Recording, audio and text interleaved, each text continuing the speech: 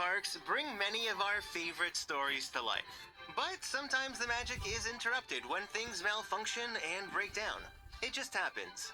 Thanks to submissions from viewers like you, today we're diving into parades and live performances at the parks, even giving you a little behind-the-scenes look to get a better understanding of how some technical aspects work. If you've caught a fail or malfunction on camera, you can submit it to tpmvids.com for a chance to have it featured in a future video. Well, as they say, the show must go on. So get ready as we count down 10 Disney breakdowns, malfunctions, and in-show exits. The Parade and Show Edition. Number 10. We're gonna start the list off with the Boo-To-You Parade over at Magic Kingdom. Back in September of 2023, viewers named Amanda and Rylan caught what happens when the Madame Leota float travels a bit too close to the trolley tracks on Main Street.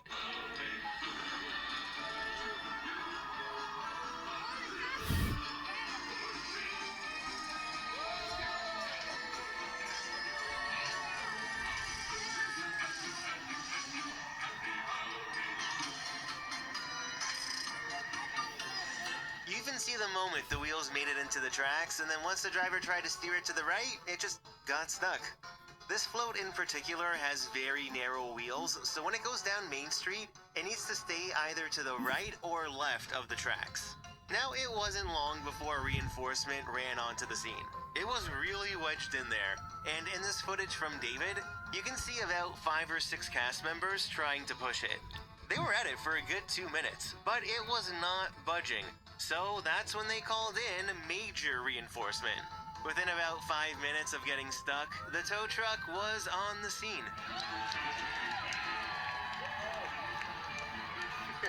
I love how enthusiastic the crowd is, but we all need to be very careful with those trolley tracks. I mean, I've seen so many strollers get stuck, plus I'd be lying if I said I've never tripped on the tracks. Did it once and learned my lesson.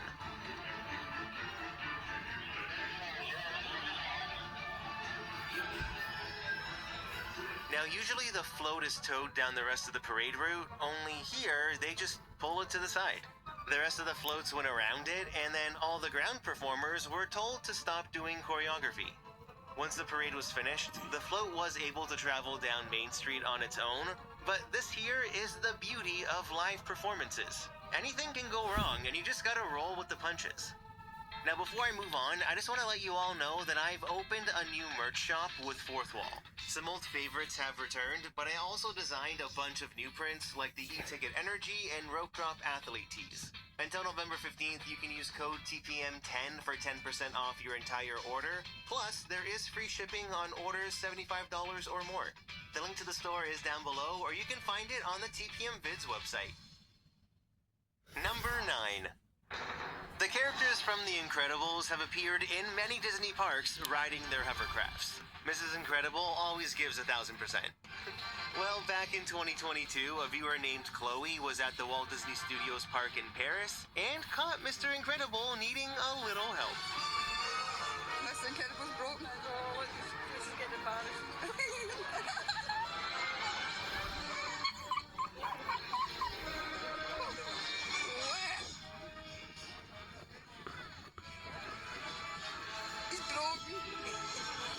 Emma is gonna love this. This is such a TPM bit. Chloe's commentary and the music just makes this whole situation so perfect. But honestly, kudos to this performer for just keeping it going in a very Mr. Incredible fashion.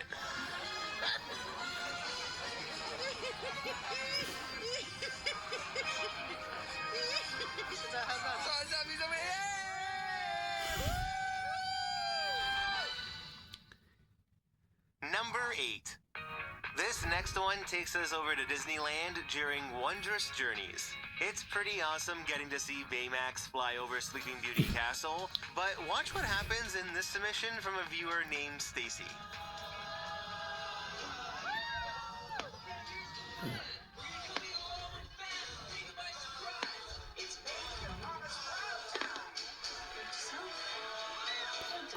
I think it's a little too late for that, and it was going so well too.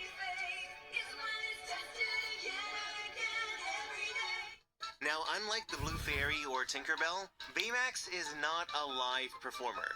It's more like an animatronic, so at least this isn't an actual person stuck up here.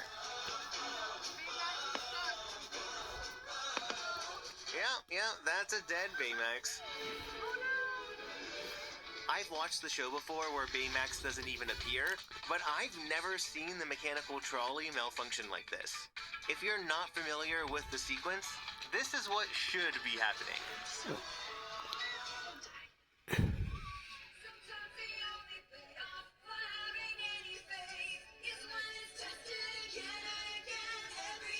I can just picture the cast members in the control room scrambling, but somehow they got it working. Even though Baymax isn't illuminated anymore, they do lower him in an attempt to hide the figure, and then he just makes his way across very, very slowly.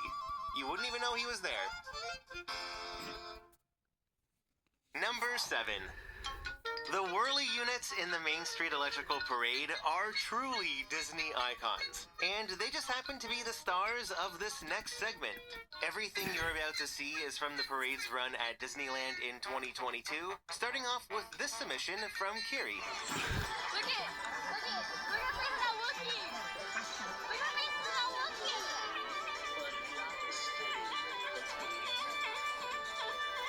Some of the lights might be out, but good on him for just winging it, and I think that Convulsing Turtle agrees.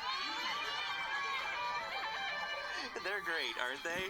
Yeah, just keep calm and buzz on. Then Theme Park Steve caught the other bee a little too excited.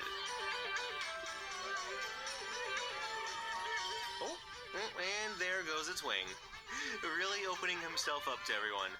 I'm really surprised, though, that no cast member rushed over to close the door. But these units have so much personality that the door open kind of just works.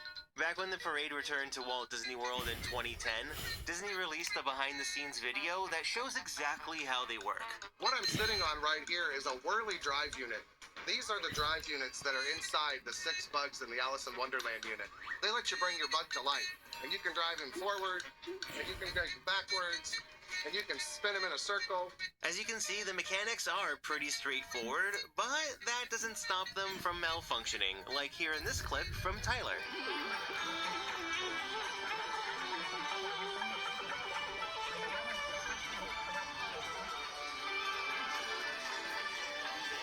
I just love all this organized cast member chaos trying to do whatever they can to keep the show up and running. They even got really low, but unfortunately they weren't able to fix the issue, so backstage it went.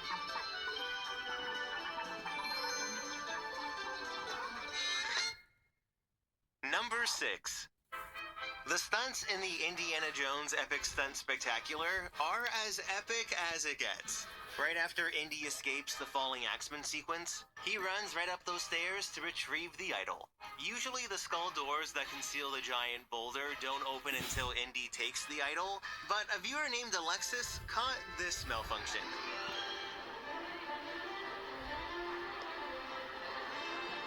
I love how the actor playing Indy is just like, hey, yeah, that's not supposed to be open. Here in the first sequence, a lot of the effects, like the spears, the lava pit, and the falling axeman, are all controlled by Indiana Jones himself. He steps on sensors and pads on the floor that activate the effects, but the doors and boulder are activated by the crew. Within the boulder channel, there are green lights that, when turned off, signal to the actor that the ball has been launched. Someone must have prematurely opened up those doors. You can see Indy is just patiently waiting for the all clear so he can get up the stairs and do the big boulder run. I want to thank you for your patience, everyone. Chris, fingers crossed, you're exactly where I need to be. Let's do it. Roll cameras. Action!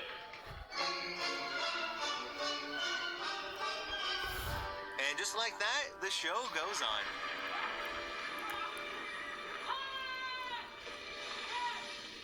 Chris, are you okay? I'm okay! Number 5. During the finale of the Paint the Night Parade, Goofy, Donald, and Minnie have these light-up paintbrushes that they twirl around. Well, back in May, Ray the Bay on YouTube caught Donald's paintbrush slipping away from his float.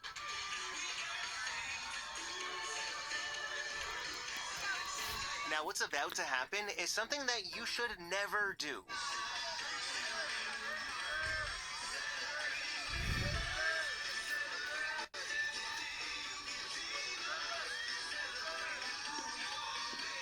I'm sure this was well-intentioned, but it's such a big safety hazard for all the performers and the float drivers. So if a character in a parade ever drops anything, don't pick it up. Just get the attention of the closest cast member along the parade route. Now, just a couple of days later, Ray went back to catch another performance of Paint the Night, and wouldn't you know it, Donald lost his paintbrush again. Oh my god, he dropped it again!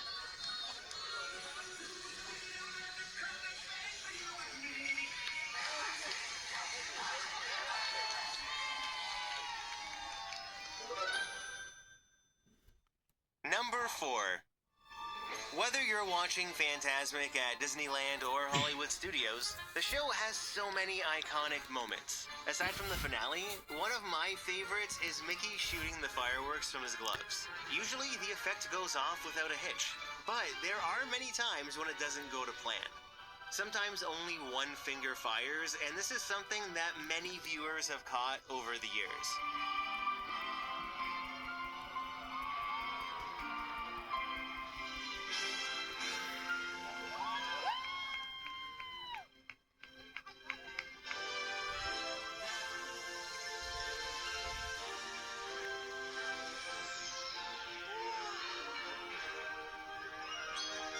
And sometimes they don't go off at all.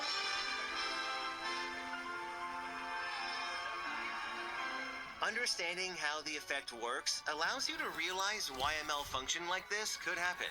Now, Fantasmic is run through timecode with the show's audio. Alright, stand by for show, everyone. Stand by for show. So let's go ahead and roll. Show number 1. So everything is on autopilot except for the pyro.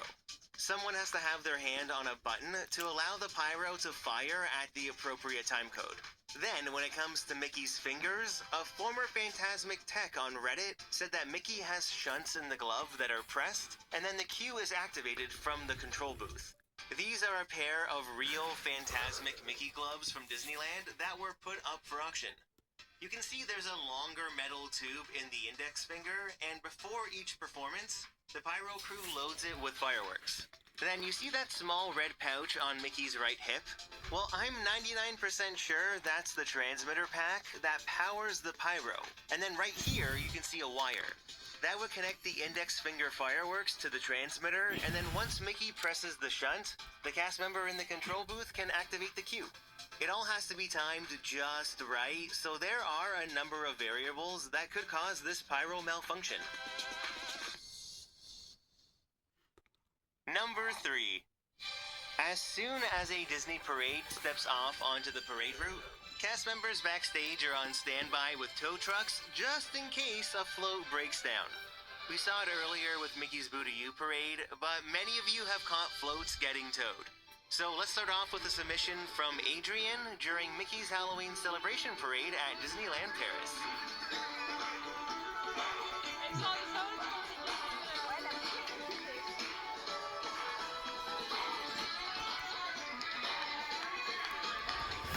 Then Austin caught this during the Better Together Pixar Parade at DCA.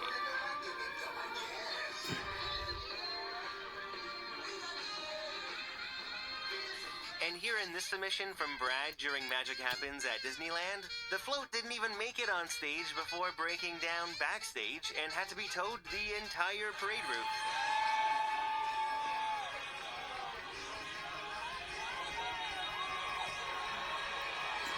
There's just something really funny about these beautiful parade floats being towed by this little Tonka truck.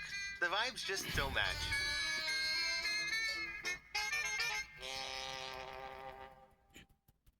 Number 2.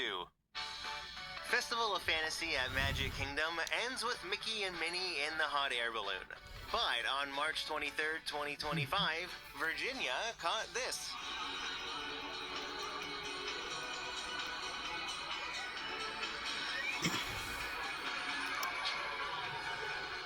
So maybe you're just finding this out now, but yeah, the final float in Festival of Fantasy uses a real balloon.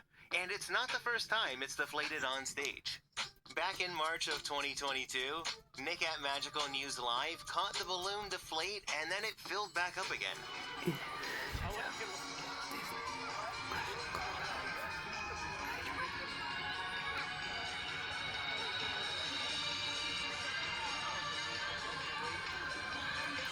For it to inflate like this, that means there's obviously a fan built into that bottom portion. Now here, since the balloon didn't blow up again, it either had a hole in it or the fan just malfunctioned and stopped working. I love that Mickey just peeks his head out to say hi, knowing that one side of the street couldn't see them at all. This is just another great example of how anything live at the parks just has to roll with the punches. You just find a way to make it work to still deliver that Disney magic. Number 1. Let's take a trip back to Disneyland to close the list off with Paint the Night. So on September 11th, 2025, the parade stepped off for the 9 p.m. performance as usual. But around the Matterhorn, the Little Mermaid float broke down. It was at a point where it completely lost power, so they removed Ariel and began to tow it down the parade route.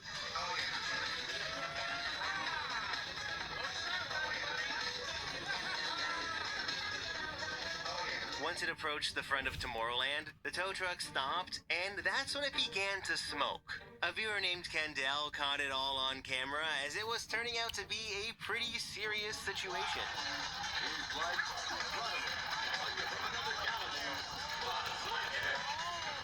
Panic began to set as guests quickly cleared the area, and then this cast member rushes to grab the fire extinguisher. Apparently, every float has one on board, which does make sense.